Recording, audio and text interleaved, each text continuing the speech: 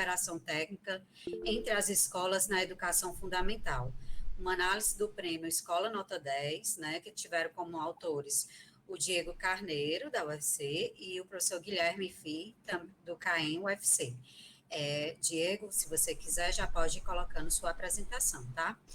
Lembrando a todos que só no final que a gente vai abrir para o debate. Se alguém quiser já escrever alguma coisa no chat, tá bom? Eu posso ler no final, certo? O debate está previsto para as 9h50 da manhã.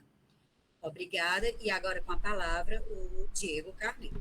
Então, o trabalho que nós vamos apresentar hoje é Apoio à Cooperação Técnica entre Escolas na Educação Fundamental, uma análise do prêmio Escola Nota 10, de minha autoria junto com o professor Guilherme Ife. Primeiro, uma pequena contextualização, né? O estado do Ceará, lá em meados de 2007, na verdade um pouco antes, né? Ele formulou e implementou o Pacto pela Alfabetização na Idade Certa, que foi uma relação entre a SEDUC, né, o governo do estado, e as prefeituras, e ela tinha como objetivo fortalecer as redes municipais de ensino, né? As ações do PAI são várias. Entre elas, a gente pode destacar a capacitação dos professores, fornecimento de material didático, padronização das avaliações, enfim, todo um apoio técnico, né? Então, essa assessoria técnica ela tinha como objetivo principal focar os esforços no aprendizado das crianças nos primeiros anos escolares. A ideia era que as crianças chegassem lá até o segundo ano do ensino fundamental já letradas, né? Ou seja, já seriam capazes de ler e escrever. A hipótese era de que uma vez que isso se realizasse, né, os demais anos escolares, esse aprendizado ele transbordaria para os demais anos escolares. Então, nesse contexto, né, de criação do PAI, de cooperação, foi criado aí o prêmio Escola Nota 10, por meio da Lei 14.371/2009. Então, a ideia do prêmio, basicamente, uma parte dele é premiar as 150 escolas com melhor desempenho no SPAES. Esse desempenho ele não é a nota propriamente dita, mas é um indicador, o IDE, que é calculado a partir da nota. E ele fornece um valor esse valor sofreu algumas alterações ao longo do tempo. O último valor é em torno de R$2.000 por aluno, né, das escolas premiadas. E também ele fornecia um apoio financeiro às 150 escolas com pior desempenho, também medido pelo IDE. E aí ele daria um valor correspondente a R$1.000 por aluno. Esse dinheiro, ele era, digamos assim, para viabilizar um plano de melhoria, né? Nesse caso, eles se incentivavam, a SEDUC incentivava a cooperação entre uma escola que obteve um desempenho melhor com uma escola que obteve um desempenho não tão desejável, né? E assim os desembolsos eles eram realizados em duas parcelas, sendo que a primeira delas era no ato da constatação de que eu estava contemplado pelo programa, e a segunda parcela ela era condicionada à melhora do desempenho por parte da escola apoiada e à manutenção do desempenho por parte das escolas premiadas, certo? Inicialmente o prêmio ele só contemplava o ensino fundamental, né, no foco lá do PAIC, de focar a alfabetização, e depois ele foi estendido para outras etapas. Em 2011 ele foi estendido para o 5º ano, e em 2015 ele foi estendido para o 9º ano do ensino fundamental. Quem é que pode participar do prêmio Escola Nota 10? Primeiro, a escola não pode ter sido nem premiada nem apoiada nos 2 anos anteriores. A gente vai ver o ciclo completo do programa, então durante esse período ela vai estar participando do programa. Ela tem que atingir um IDE mínimo, isso para as escolas premiadas, né? Isso vai variar de acordo com a etapa. Se não me engano é 8,5 para a educação infantil e 7 para 5º ano e 9º ano. Tem que ter um mínimo de 20 alunos matriculados e desses 90% tem que ser avaliados, para garantir aí que o resultado é fidedigno, digamos assim. E pelo menos 70% dos alunos no município em que a escola está inserida, né, tem que estar no nível desejável lá na escala SPAES. Então, para a gente visualizar bem o programa, a gente pode olhar aqui que ele se dá em um ciclo de 3 anos. No ano 0, você tem uma aplicação do SPAES regular, e aí ela tem uma função sancionadora, ou seja, ela serve para selecionar as escolas que vão participar do programa. Aí no ano seguinte, até a metade do ano mais ou menos, são divulgadas as escolas e realizada aí o matching, digamos assim, entre a escola premiada e a escola apoiada. Nesse período também, lá para o fim do primeiro ano, né, do ano 1, é feito também o primeiro repasse dos recursos, tanto para a escola apoiada quanto para a escola premiada. E aí nos 2 anos seguintes, a escola apoiada e premiada vão desenvolver a parceria técnica, certo? E no terceiro ano, se a escola premiada tiver mantido o desempenho e a escola apoiada tiver conseguido melhorar a nota dela, aí eles vão receber a segunda parcela do repasse. Tá? Aqui tem mais ou menos o histórico. Esses valores foram divulgados aí pela SEDUC. Note que aqui eu disse que a lei é de 2009 e aqui os dados começam em 2008, né? Mas é porque aqui a gente considera a data em que a data daquele ano zero, tá? Ou seja, a lei foi de 2009, mas eles olharam para os resultados de 2008, certo? Basicamente é isso. E aí olha que é o número de escolas que foram apoiadas e premiadas ao longo do tempo. No total foram 4.695 escolas. Na verdade, 4.695 prêmios, né? Porque aqui tem alguma sobreposição aqui, escolas que receberam mais de uma vez, etc, ao longo das diversas rodadas, tá? Só para vocês terem uma ideia aqui da distribuição espacial, aqui eu tenho as escolas apoiadas e as escolas premiadas. A gente vê que tem uma concentração aqui na região norte, né, nas intermediações aqui de Sobral. E a gente tem uma concentração grande de escolas apoiadas, portanto com desempenho aquém do desejado, aqui em torno da região metropolitana de Fortaleza, certo? Então a gente vê que tem, inclusive, um fenômeno talvez espacial a ser explorado. Tá, vários trabalhos já se propuseram a avaliar esse programa, né, com diferentes metodologias. Eu tenho um trabalho aqui com o Guilherme, né, que foi inclusive apresentado aqui no Encontro do IPS 2015, em que a gente faz uma avaliação aí por diferenças, lá bem no começo. A gente considera só a primeira coorte. E a gente encontra efeito aqui para o prêmio no quinto ano. Nós não fizemos avaliação do apoio. Nós temos aqui outros trabalhos que eles utilizam outra metodologia, Propensity Score Matching. Eles também encontram efeito positivo para o prêmio. Nós fizemos uma nova avaliação agora com o método de ponderamento por score de propensão, e aí encontramos efeito positivo para todos. E outros trabalhos mais recentes utilizaram o RDD, e uns encontraram efeitos para o prêmio, outros só encontraram efeito para o apoio no segundo ano. Mais na frente, quando eu estiver descrevendo a metodologia, eu vou dizer por que esses resultados podem sofrer de alguns problemas. Tá? Então, nosso objetivo aqui é avaliar o efeito do programa para as escolas apoiadas, com base no IDE, do segundo, quinto e nono ano do ensino fundamental, sobre o IDEB dos anos iniciais e finais, né? Ou seja, as escolas são apoiadas com base no IDE e nós vamos ver o efeito sobre o IDEB. Primeiro eu quero destacar por que a gente escolheu trabalhar só com as apoiadas. Como vocês viram, a gente tem um histórico aí com esse programa, e nos outros trabalhos existe uma crítica muito forte, e que é pertinente, de que, primeiro, que o fato de eu apoiar, de eu conseguir melhorar escolas ruins, esse é o maior diferencial do programa. Então, digamos assim, esse é o ponto forte do programa. Eu distribuir dinheiro para quem já tá bom, beleza, é positivo, pode-se dizer que é positivo, mas não é, digamos assim, um diferencial, propriamente dito.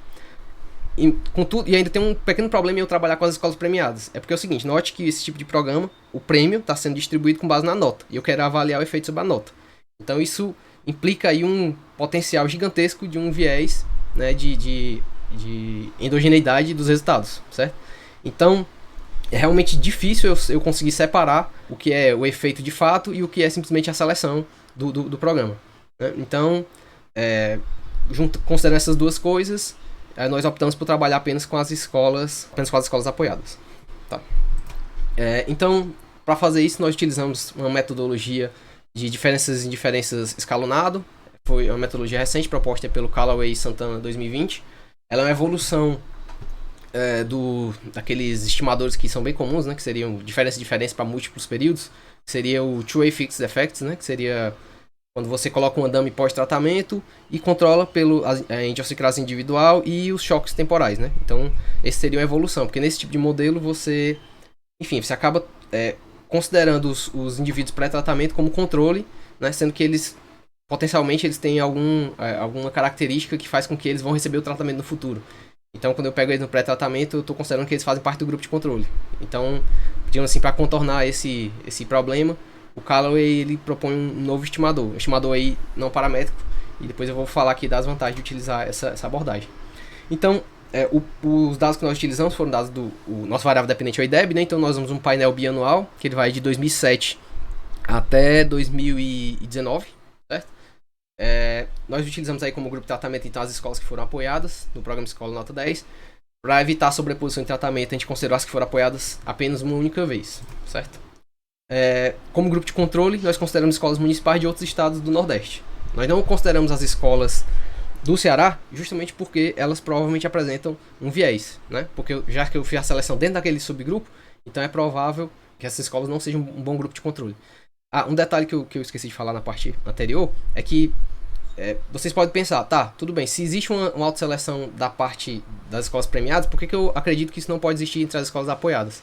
Nosso argumento basicamente é o seguinte, que acha que é bem menos provável que as escolas se autoselecionem para ser ruins, né? Já que é bem mais provável que elas se autoselecionem para ser boas. Então, é uma hipótese que está aí por trás da nossa abordagem, tá? Então, o tratamento do apoio, a gente assume que a escola não se autoseleciona. Beleza. Então, quais as vantagens dessas metodologias? Vou passar aqui rápido. Basicamente, ela vai permitir um balanceamento entre as características observáveis das escolas apoiadas e não apoiadas, né? Se vocês olharem aqui no slide anterior, vocês vão ver que ela é um método semi-paramétrico, ela usa um ponderamento aqui baseado no score de propensão também. Então, ela faz esse balanceamento. Ela, ao mesmo tempo, ela endereça aquela questão dos efeitos fixos, né? Como o Two Fixed Effect fazia. E ela é um estimador não paramétrico. Então eu não preciso impor formas funcionais das regressões lineares. Isso me dá uma maior flexibilidade na escolha do meu estimador, tá? E ela tem uma outra característica muito interessante, que ela é muito flexível. Eu consigo fazer diferentes agregações, né? Porque o estimador dele ele é um estimador para o grupo X no período T. Então eu consigo agrupar esses subgrupos e obter um efeito geral. Eu consigo pegar o efeito corte por corte, eu consigo pegar o efeito ano por ano. Então, assim, eu consigo brincar com essas variáveis e obter diferentes níveis de efeito, diferentes análises, certo? Quais foram as covariadas utilizadas? Eu vou passar aqui rápido também. Eu gosto de destacar porque deu muito trabalho para fazer. Basicamente, a gente usou o índice de nível socioeconômico, tá?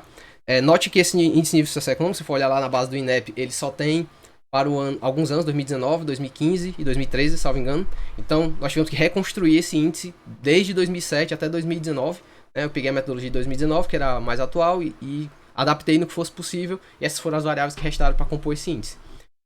Nós também utilizamos dois outros índices. Um para medir a infraestrutura escolar, baseado na metodologia de Pietro e Santos 2014. E outro para a qualidade da formação docente também, do de Pietro e Santos, né? Esse daqui ele usou análise fatorial policórica, e esses dois usou análise fatorial normal, seguindo aqui mais ou menos a metodologia que cada autor havia proposto, tá? Então aqui tem uma ideia mais ou menos da distribuição das variáveis, né? Aqui seria o IDEB nos anos iniciais e anos finais, grupo de tratado azul, grupo de controle azul, grupo de tratado em vermelho. Então você nota que tem um distanciamento aqui com o tempo, né? Sugerindo aqui algum efeito. Tanto para os anos iniciais quanto para os anos finais. O INSE, ou seja, o índice socioeconômico dos alunos, ele também tem um comportamento bem semelhante entre os dois grupos. O índice de infraestrutura das escolas, ele também tem um comportamento bem semelhante. E o índice de formação docente para o nono ano também tem um formato semelhante. Contudo, a gente tem aqui uma pequena discrepância aqui, especialmente para os professores, aliás, a formação docente até o quinto ano. A gente nota que tem um salto aqui, né, pós 2011. Esse salto eu acredito que se deva principalmente devido ao PAIC, né? A gente vai ver que isso aqui provavelmente vai ser um dos motivos aí para poder a gente não passar em alguns testes lá mais à frente, tá? Enfim, a gente tem que resolver isso aqui depois. Beleza, então qual seria então o efeito do prêmio Escola Nota 10 sobre o IDEB dos anos iniciais? Primeiro, lembrando, são 3 tipos de apoio, né? Eu tenho apoio na alfabetização, no quinto ano e no nono ano. Como começou com o apoio na alfabetização, eu tenho mais períodos para análise, né? Então o quinto ano entrou depois, ele entrou em 2011, então menos períodos, e o outro entrou em 2015, então eu tenho só 2 períodos, lembrando que a base é bianual, né? Então no caso de 2015 só tem 2017 e 2019. Quando a gente observa, a gente só olha, encontra aqui resultados bem consistentes para o apoio na alfabetização. A gente não encontra efeito do apoio no nono ano sobre o resultado dos IDEBs iniciais, e encontra aqui algum efeito, né, positivo sobre o apoio no quinto ano. Tá? Depois a gente vai ver a consistência desses resultados. Então, a mesma análise, só que agora para o IDEB dos anos finais. Mais uma vez, o apoio na alfabetização ele mostrou significante, né? E note que esse efeito, né, nos dois casos, tanto no anterior, ele é um efeito que parece ser crescente com o tempo, né? E mantém a significância. Então, a gente pode inferir que existe aqui algum nível de aprendizado institucional decorrente desse prêmio, né? Como se houvesse um melhoramento ao longo do tempo. A gente conseguiu rastrear aqui até 11 anos depois da intervenção, né? Lembrando que aqui é ano mesmo, porque eu considero a coorte em que a escola entrou, né? Então ela pega, mesmo o painel sendo bianual, eu consigo capturar os efeitos. Como assim, sei lá, se ela foi premiada em 2008, eu só tenho informação em 2009, eu sei que ela está um ano no programa. Então eu tenho como obter esse um ano, certo? E aí já não tenho efeitos, né, basicamente para o quinto e nono ano. Agora sim, análise de robustez. O Callaway Santana ele ainda permite, né, fazer um teste que a gente chama de teste placebo, ou teste de tendências pré-tratamento, né? Como ele, no fundo, é um modelo de diferenças, então a hipótese por trás dele é de trajetórias paralelas, né? Ou seja, de que na ausência de tratamento, aquelas escolas do grupo de controle elas teriam o mesmo resultado do grupo de tratamento, né? Então, uma forma de medir isso é fazer, digamos assim, estimar o efeito para trás. É ver se a indução do tratamento ela provoca efeitos pré-tratamento, o que indicaria que os grupos são diferentes de partida, né? Então, quando a gente faz essas análises, aqui considerando período para trás, né, a gente espera que esse intervalo de confiança aqui, ele sobrepõe o zero, né? Você nota que para a maioria dos casos isso acontece. Basicamente o único caso em que isso não acontece é justamente o apoio aqui no quinto ano para o IDEB, para a estimação do IDEB dos anos iniciais. Você nota que ele está todo sobreposto aqui ao zero. Isso indica que provavelmente os grupos eles são diferentes, né? Então assim, eu não teria um controle confiável, tá? Então essa estimação aqui, eu não posso confiar nela, tá? E nas outras estimações, basicamente eu tenho aqui algum grau de confiança, tá?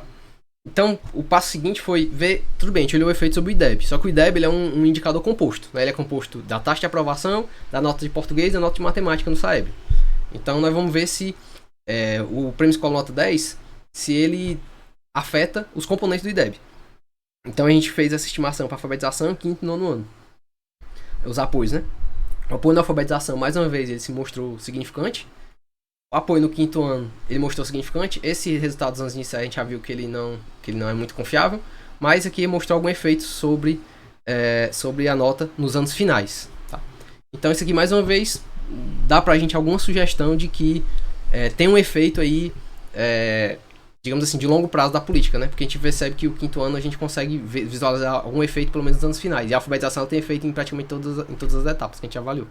A gente também viu essa estatística um pouco discrepante, né, que eu vi uma queda significante aqui na taxa de aprovação no nono ano.